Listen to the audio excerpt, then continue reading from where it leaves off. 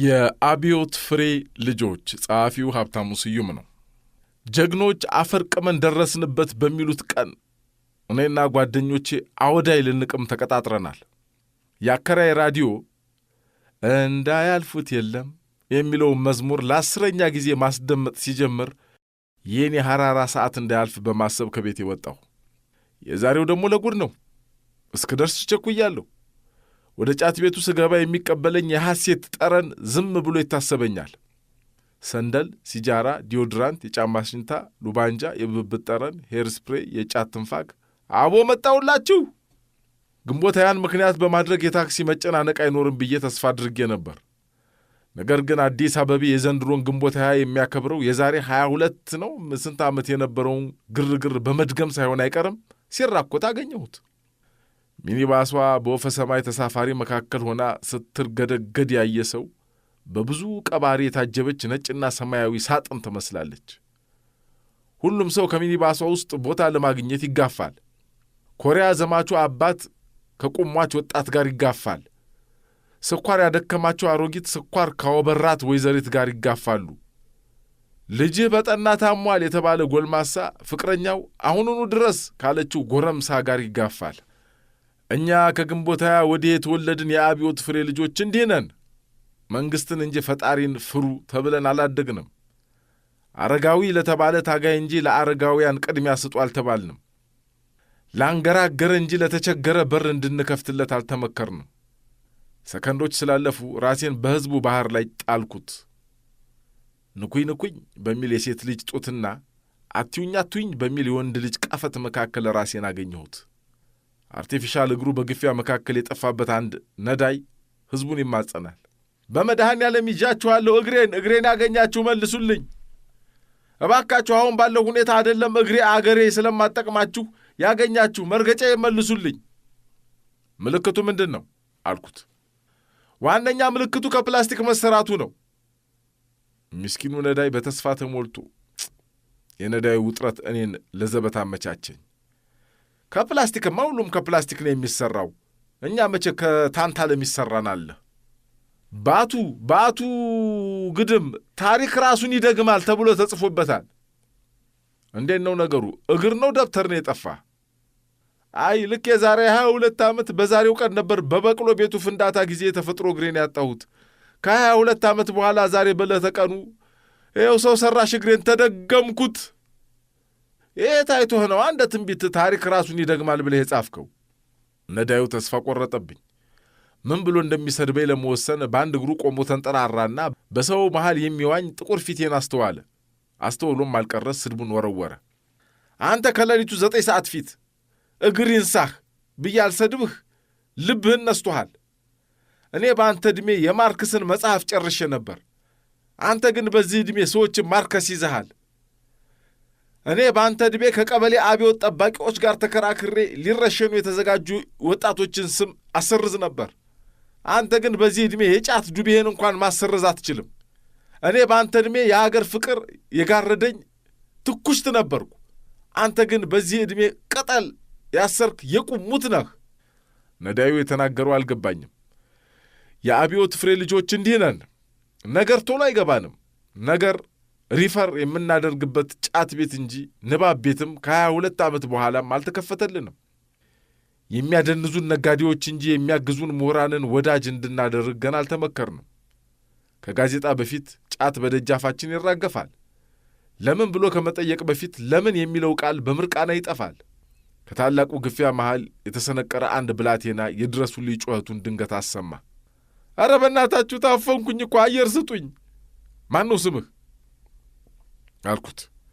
መታ በተጣበቀችብኝ ኮረዳ አንገት ላይ የተናኘውን ውብ ሽቶ እየማኩ የኔን ነው አለ ብላቴናው። አዎ ያንተን። አያትህንም አላውቃቸውም። ዳኛቸው ነው ስሜ። ስምህ ነው አጉል የሠራ። ይሄኔ ስምህ እርገጣቸው ቢሆን ኑሮ እንኳን አየር መሬት ታገኝ ነበር። ስንት ዓመትህ ነው ዳኛቸው? 7 ዓመቴ ነው። ጥሩ ዕድሜ ላይ ነው ያለው። ይህን ዕድሜህን አትናቀው። በልጅ ልጆች ዘመን ይሄ ዕድሜ ትልቁ የዕድሜ ጣሪያ ይሆናል። ለመሆኑ ስታድግ ምን መሆን ትፈልጋለህ? እንደናንተ ጎበዝ ዳኛቸው እንደኛ በብላቴናው ዓይን ላይ መከፋት አነባለሁ። ማን ብዬ ልጥራህ? አርአያ ወይስ እሪያ የሚል ይመስላል። ማን ብዬ ልጥራህ? ኧረ ባለ ዲግሪ ወይስ ባለ ድግር? ኧረ ማን ብዬ ልጥራህ? ምጡቅ ወይስ ብሽቅ?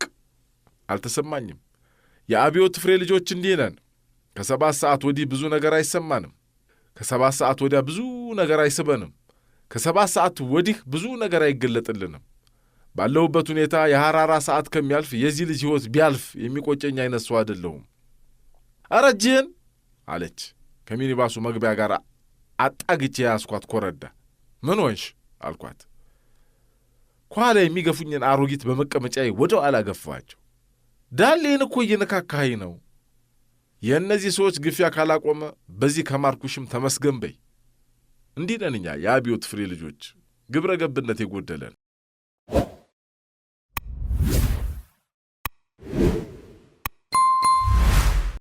ራሴን አጠፋሁና ሌሎች ከተሰኘው አዚዝ ነሲን ጽፎት ኤፍሬም እንዳለ ከተረጎመው መጽሐፍ ላይ የመጽሐፉን ርዕስ ራሴን አጠፋሁ ልጋብዛችሁ።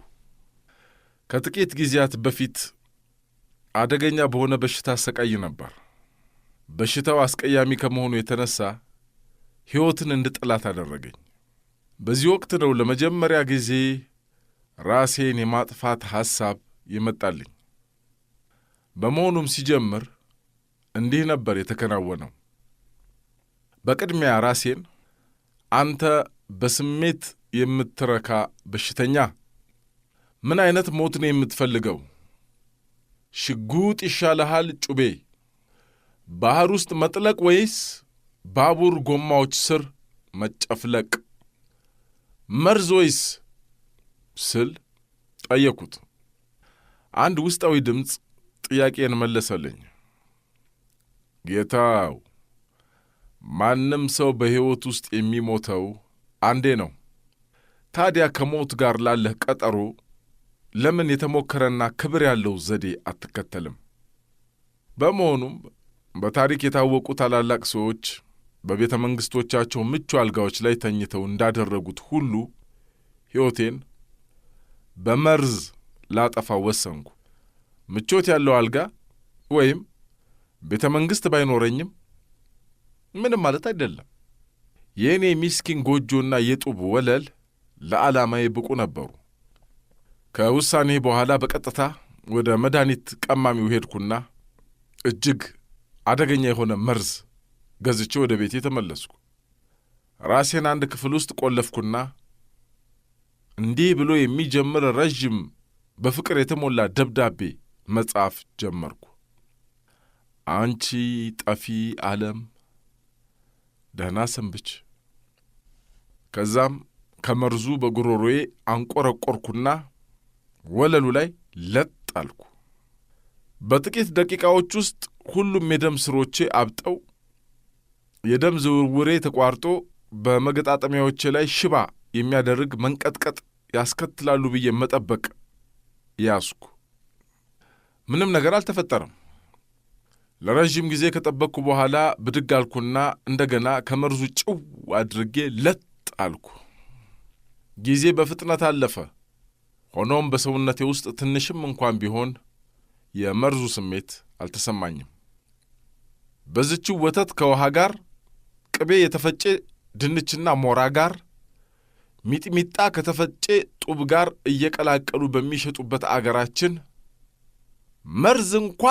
መርዝ እንዴት መርዝ ሳያበላሹ መሸጥ አይችሉም? ይህም ማለት አንድ ጨዋ ሰው በተለይ እንደኔ ያለ የመንግሥት የቢሮ ሠራተኛ መርዝ ጠጥቶ በተሳካ ሁኔታ ራሱን ማጥፋት አይችልም ማለት ነው።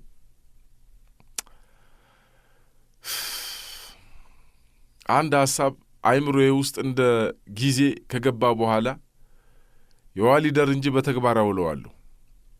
ቀጥዬም ጭንቅላቴም በአንድ ጥይት ነድዬ ባስተማማኝ ራሴን ላጠፋ ወሰንኩ። ሽጉጤን ጥይት አጎረስኩ። ዐይኖቼን ጨፈንኩና ጥርሶቼን ነክሼ ቃታውን ሳብኩት። ምንድን ነው ችግሩ እንዴ? ጥይቱም አልተተኮሰም። እንደገና ቃታውን ሳብኩ። ውጤቱ የተለየ አልነበረም። በኋላ ባለሙያዎቹ እንደነገሩኝ ሽጉጡ በአሜሪካ ወታደራዊ እርዳታ ወደ አገር የገባ ነበር። የማይረባ ነገር እንደተቀበልን እርዳታ እያልን እስከ መቼ ይሆን የምንኖረው? የሽጉጡ ነገር አልሳካ ሲለኝ የጋዝ ሐሳብ መጣልኝ። በእርግጠኝነት ሕይወቴን ሊያጠፋልኝ ይችላል። ደግሞ በጋዝ መሞት ከሞላ ጎደል የሚያኮራ ነው ተብሎ ይታሰባል። በመሆኑም በሮቹንና መስኮቶቹን በሙሉ ግጥም አድርጌ ቆለፍኩ። ቤት ውስጥ ያለውን ማንኛውንም ቀዳዳና ክፍተት በሙሉ በቡትቶ ጨርቅ ወታተፍኩ። የጋዝ ሲሊንደር ክዳኑን ከፈትኩት። ወንበር ላይ የተለያዩ አቀማመጦችን ሞከርኩ። ቢያንስ ከሞትኩ በኋላ ሰዎች እንደ ቁም ነገረኛ ሰው እንዲያዩኝ የኩራት አቀማመጥ ተቀመጥኩ። ማለዳው እኩለ ቀን፣ ከቀትር በኋላ ምሽት ሆነ። አንድም ምልክት በዙሪያዬ የለም። ምሽት አካባቢ አንድ ወዳጄ ብቅ አለ። አትግባ፣ አሁኑን ውጣ ብዬ ጮኩ። ጌታው ምንድነው ችግሩ? ልሞት ነው። ልትሞት አይደለም ግን ልታብድ እንደሆነ እርግጠኛ ነኝ። የለየልህ ሞኝ ነህ። የዘንድሮ የጋዝ ቧንቧዎች ባዶ አየር ብቻ እንደሚተፉ አታውቅም? ራስህን ለመግደል በርግጥ የቆረጥክ ከሆነ ልምከርህና ፈጽመው። ምናልባት የጓደኝነትህን ውለታ የምመልሰው በዚህ ሁኔታ ነው። ጥሩ ስለት ያለው ጩቤ ገዝቼ እንደ ጀግኖቹ ጃፓናውያን ሆዴ ውስጥ ሰክቼው በደም የተጨማለቀውን አንጀቴን ይዤ ከዚች ጠፊ የሥጋና ደም ዓለም እንድሰናበት መከረኝ። ለመልካም ምክሩ አመሰገንኩትና ገበያ ሄጄ ጩቤ ገዛው። ጩቤውን በእጄ ሲይዘው አንዘፈዘፈኝ። እውነቱን ከጠየቃችሁኝ የአንድ ሰው አንጀት በጩቤ መዘርገፍ ሐሳብ፣ በተለይም አንጀቱ የእናንተ ሲሆን ጥሩ አይደለም። ሌላው የረበሸኝ ሐሳብ ደግሞ ዶክተሮቹ የሬሳ ምርመራ ሲያካሂዱ ሆዴ ወይም አንጀቴ ውስጥ ምንም አይነት ምግብ ወይም ምግብ የሚመስል ነገር ሲያጡ የሚከተለው ውርደትና ኀፍረት ነው። ሆኖም ጩቤውን በክንዴ ውስጥ ይዤ ወደ ቤቴ ስጓዝ 2 ፖሊሶች አስቆሙኝ። ኮስተር ብዬ ሁኔታውን ላስረዳቸው ሞከሩ። ጌቶቼ እባካችሁ በትዕግሥት አዳምጡኝ። አንዲትም ቀን ሳላዛንፍ ለመንግሥት ሁልጊዜም ታክሴን እከፍላለሁ። በተወዳጁ መንግሥታችን ላይ አንዲትም ቃል ማለቴ ክፉ ቃል ወጥቶኝ አያውቅም። ከእኔ የተሻለ የተከበረ ዜጋ ብዙም አታገኙም፣ እመኑኝ። እና ረዥም ንግግሬን አቋርጠው በክንዴ ወሽቄ የነበረውን ጩቤ ነጥቀውኝ ጮኹብኝ። አንተም ብሎ የተከበርክ ዜጋ ይህን መጫወቻ በክንዴ የወሸከው ለምንድን ነው? በከተማ ውስጥ እየጨመረ የመጣውን ስርቆት፣ ዘረፋዎችና ሌሎች ወንጀሎችን ለመቀነስ እያለፈ እያሰለሰ የተከበሩ ዜጎችን ከሚፈትሸው ልዩ የፖሊስ ጓድ ጋር በመፋጠጤ እድለቢስ መሆኔን ተረዳው። ለራሴም እንዲህ አልኩት፣ በዚች በአንተ ምድር መኖሩ ቀላል አልነበረም። አሁን እዚህ መሞትም አስቸጋሪ እየሆነ ነው። እዚች አገር ላይ መሞት ራሱ አስቸጋሪ እየሆነ ነው። የእውነት ይህንን ጭቆና እስከ መቼ ነው የምንቋቋመው? ማንም ሰው ቆራጥነትን ከኔ መማር አለበት። አንድ ሕይወቴን ለማጥፋት ከወሰንኩ በኋላ ዓለም ላይ ማን ነው እንዲህ ከማድረግ የሚያገደኝ? የትኛው መንግሥት? ፖሊሶቹ ጩቤን ወሰዱብኝ እና ምን ይጠበስ? በማግስቱ ከሱቅ ወፍራም ገመድ ገዛሁና ሙልጭ አድርጌ በሳሙና አሸሁት። አንደኛውን ጫፍ ጣራው ላይ ተንጠልጥሎ የነበረ የብረት መንጠቆ ላይ አሰርኩት። በሌላኛው ጫፍ ቀለበት ቅርጽ ሠራሁና ወንበር ላይ ቆሜ አንገቴ ውስጥ አጠለኩት። ከዛም ወንበሩን በእግሬ አሽቀነጠርኩት።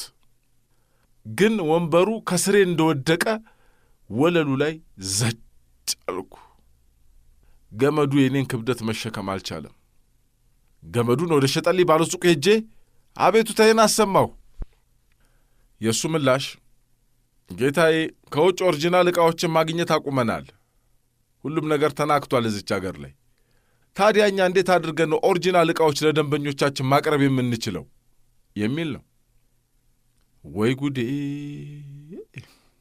መሞት እንደማልችል ሙሉ ለሙሉ አመንኩ። እንግዲያው ሞትን መፈለጉ እንዲህ ተስፋ አስቆራጭ ከሆነ ለምን ለመኖር እንቅስቃሴዎችን አላደርግም ስላሰብኩ። እስቲ እናንተ ኖራችሁ የምታውቁ ሰዎች በቅጡ እንዴት ነው እየኖራችሁ ያላችሁት? እስኪ እኔም ልጀምር የእናንተን ኑሮ የመኖር እንቅስቃሴ ልጀምር። እንግዲህ መሞት አላስቻለኝማ። መሞት እኮ አልቻልኩም እዚች ሀገር ላይ ምን ላድርግ? መሞትም አልተቻለም። ስለዚህ መኖር እንዴት እንደሚቻል እስቲ እየደወላችሁ ንገሩኝ እባካችሁ መላቀጡ ጠፍቶኝ።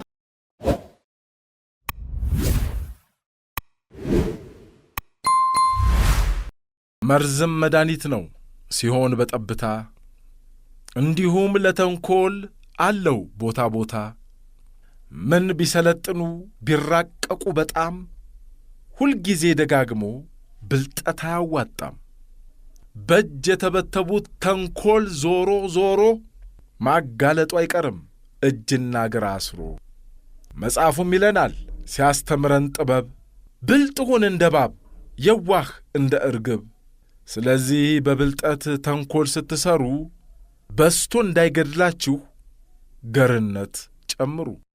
ከኬርሻዶ የእንዳለጌታ ከበደ ላይ እነሆ የእናቴ ታናሽ እምድብር ሁለተኛ ደረጃ ትምህርት ቤት እየተማረ ሳለ ከመጽሐፍት ቤት የተዋሳቸው ምን የመሳሰሉ መጽሐፍት ነበሩት። ዓለምን የለወጡና በስመጥር ጠበብት የተጻፉ።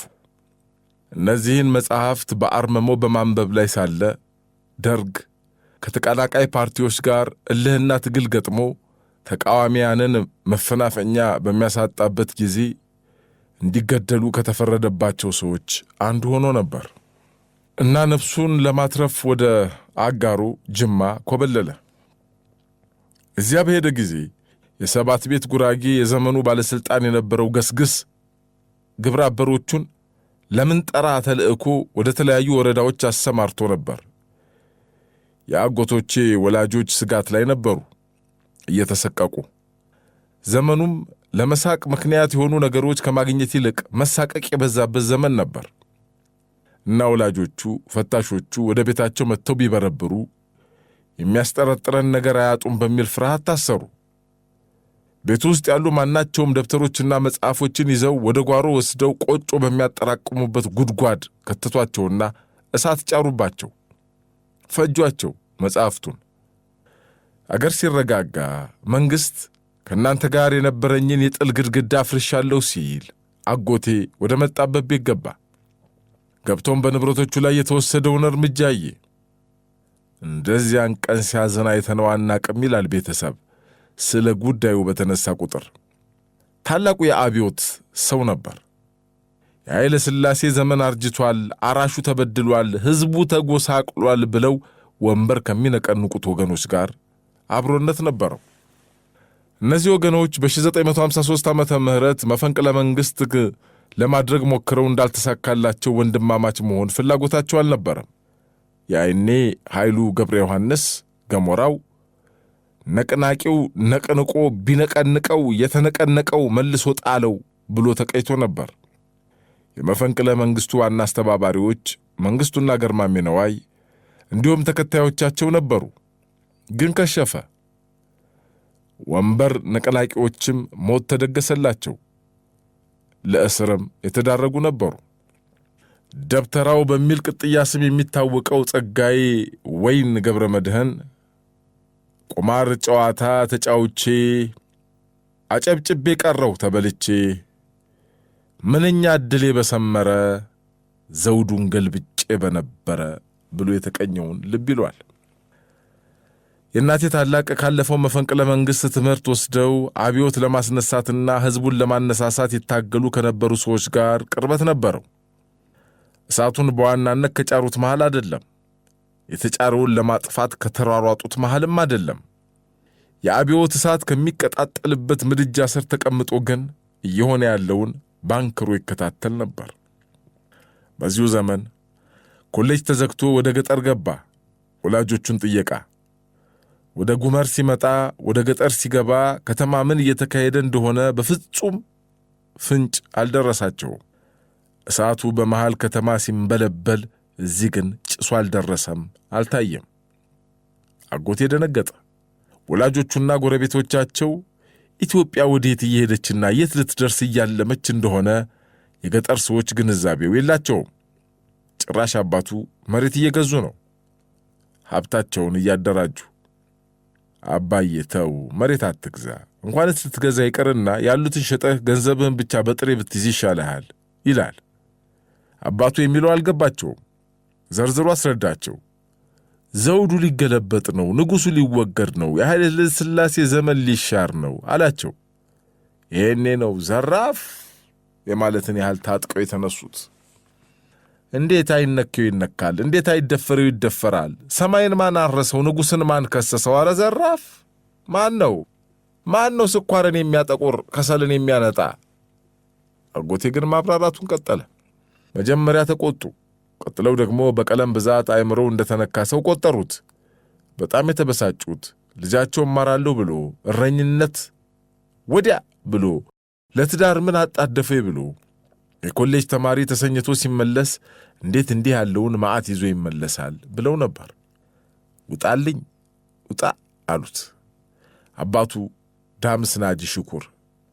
ውጣልኝ ልጅ እንዴት ለአባቱ ክፋት ይመኛል? እንዴት መሬት ላራሹ ተብሎ ሊታወጅ ነው ብሎ ያሟርታል? ንብረት ይወረሳል ይላል። እንዴት በገዛ ገንዘቤ የገዛሁትን መሬት ይወስድብሃል ይለኛል? ተቆጡ። ማን ይጠጋቸው? ማን ያብርዳቸው? ሌላ ነገር ሳይመጣ አገር ሳይቀልድብኝ ልጄ ከቤቴ ይውጣልኝ አሉ። አጎቴም በኋላ እንዳታዝን የምነግርህ ግን እውነት ነው አለ። ሟርተኛ ሟርት ለመማር ነው? ለዚህ ነው ወይ እስከ ዛሬ በኩራዝ እየተጨናበስክ ስትሰቃይ የነበረው? ውጣልኝ ውጣ! ቤተሰብ፣ ጎረቤት፣ ዘመድ ፈረዱበት። ወጣ። ወደ ኮሌጁ ገባ፣ ወደ ገዳሙ። ከዚያ አብዮት ፈንድቶ ዘውዱ ተገልብጦ የንጉሡን ወንበር ደርግ ሲቀመጥበት ተማሪው ያለው እውነት ሆነ። መሬት ላራሹ በገዛ ገንዘቤ ገዛኋቸው ያሏቸውን መሬቶች ደርግ እየቀነሰና እየቆራረሰ አዳሜ የሚያርሰው አቶ ተርቧል፣ አንተ አላስፈላጊ ሀብት ታከማቻለህ እያለ እየነጠቀ ይቺ ትበቃሃለች ብሎ ዝም አሰኛቸው። ዘራፍ እንዳይሉ የት ሊደርሱ? ደርግ የፍየል ወጠጤን ቢያስፎክሩባቸውስ?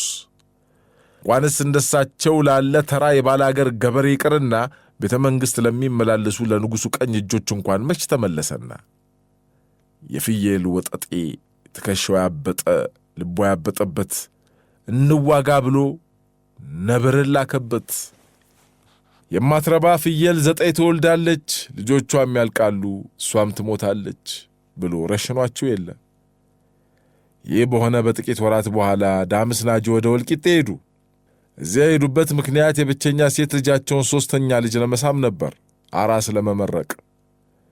እዚያ ሲመጡ ደግሞ ያውጣልኝ ያሉት ልጃቸው ነቅፈውና ውግዘው ያባረሩት ልጃቸው እህቱን አራስ ለመመረቅ ከሐረር መጥቶ ኖሯል። አጥጋቢ ፈገግታ ከተለዋወጡ ቆይተው ነበር።